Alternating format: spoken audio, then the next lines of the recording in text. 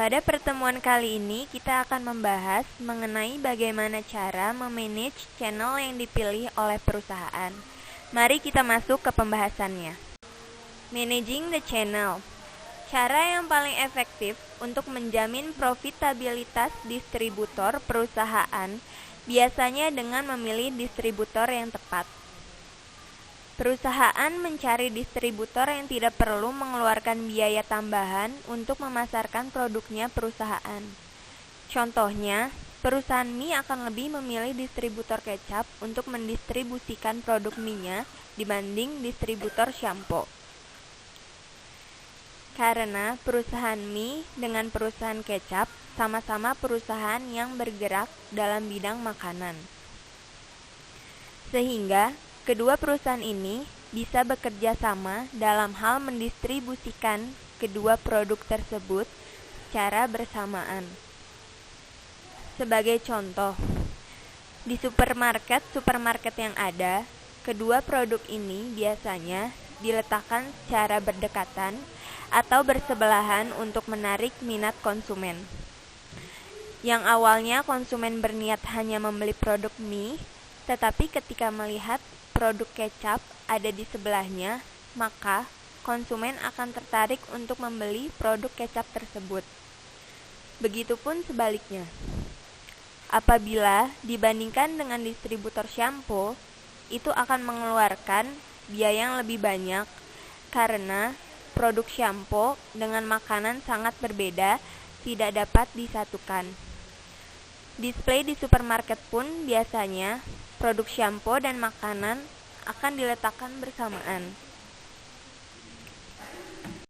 Mari kita masuk ke contoh.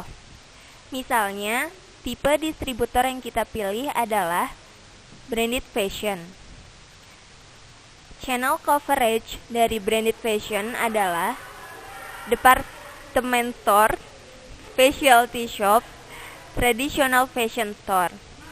Selanjutnya, spesifik asetnya branded fashion adalah produk display set.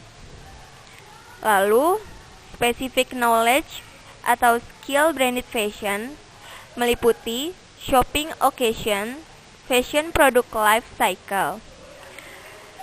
Spesifik service-nya branded fashion adalah interior design. Regulatory limitation dari branded fashion tidak ada. Selanjutnya, working area dari branded fashion meliputi nasional, regional, dan lokal.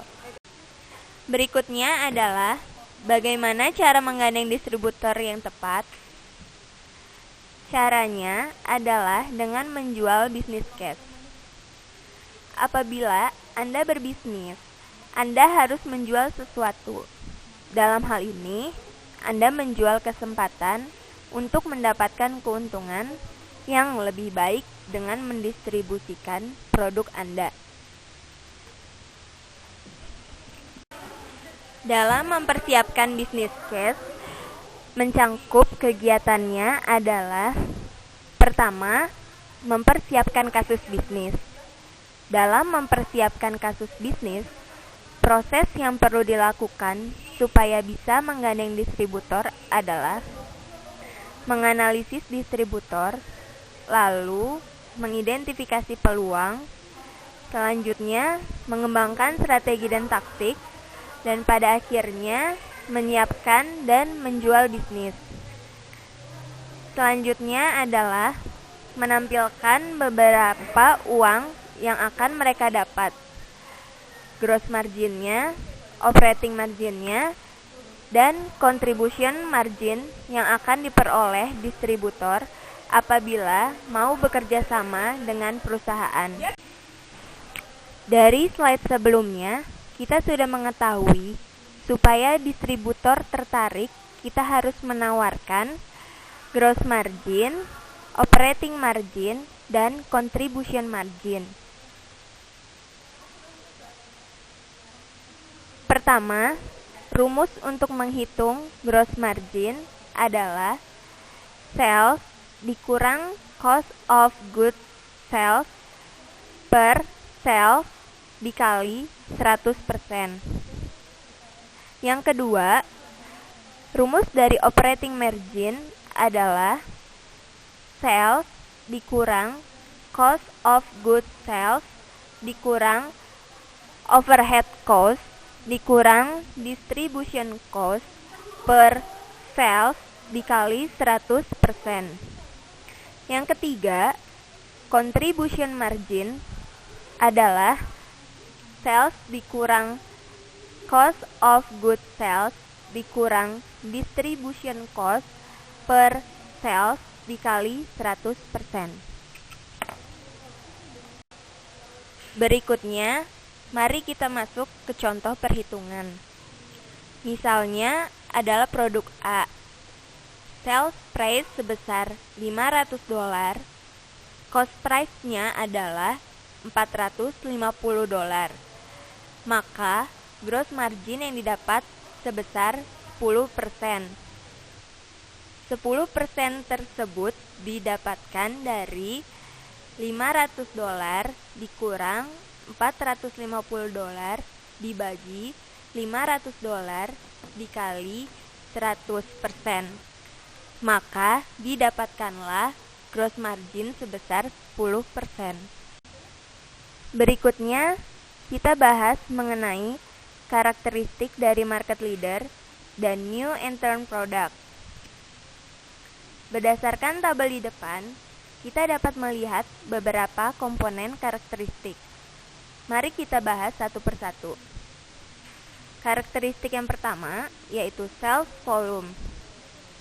Untuk market leader product, sales volumenya tinggi, sedangkan untuk new entrant product, volumenya rendah.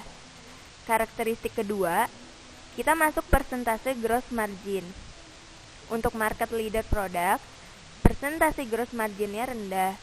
Namun, untuk new entrant product, persentase gross marginnya tinggi. Karakteristik ketiga yaitu distribution cost. Untuk market leader product, distribution cost-nya rendah. Sedangkan untuk new entrant product, distribution cost-nya tinggi. Berikutnya, karakteristik yang terakhir, yaitu jumlah transaksi. Untuk market leader product, jumlah transaksinya tinggi. Namun, untuk new entrant product, jumlah transaksinya rendah. Jadi, yang harus dibicarakan supaya distributor mau jadi rekanan perusahaan adalah: pertama, jangan membicarakan distribution cost-nya karena rendah. Kedua, jangan membicarakan tentang gross margin karena gross margin untuk produk yang sudah menjadi pemimpin di pasarnya cenderung rendah. Ketiga, tawarkan opportunity. Contohnya, kalau distributor mau membawa produk P&G, maka dia akan jadi terkenal. Jadi, untuk kedepannya, jika dia membawa barang yang baru, si distributor akan tetap sukses menawarkan produknya karena image-nya sudah baik.